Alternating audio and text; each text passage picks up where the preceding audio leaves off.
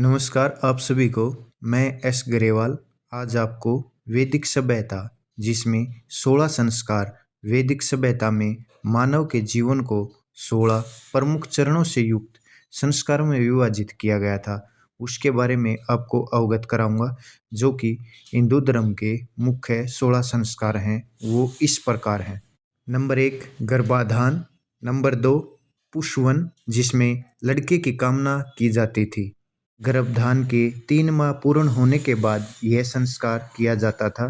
Number 3 सीमांतोन्नयन। इसमें गर्भकाल के 3 माह पूर्ण होने के बाद गर्भ को सुरक्षित रखने के लिए यह संस्कार किया जाता है।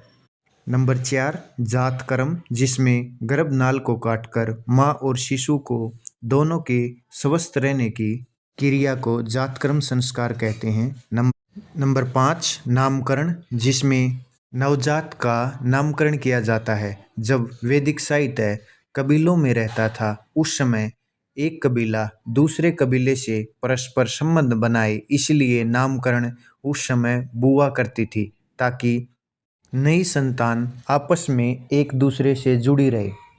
नंबर 6 निष्क्रमण जिसमें 1.25 महीने के बाद पहली बार घर से बच्चे को बाहर निकाला जाता है। नंबर 7 अन्नप्राशन 6 महीने के बाद होने पर पहली बार बच्चे को दूध और भात खिलाया जाता है।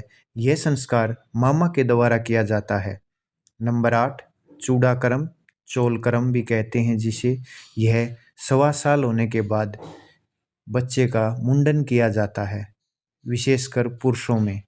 नंबर 9 कर्णभेदन जिसमें पुरुषों व स्त्रियों को कान की बालियां पहनाई जाती थी। यह वर्ण क्रम के आधार पर होता था जिसमें ब्राह्मण क्षत्रिय वैश्य आदि अलग अलग धातु की बालियों का प्रयोग करते थे।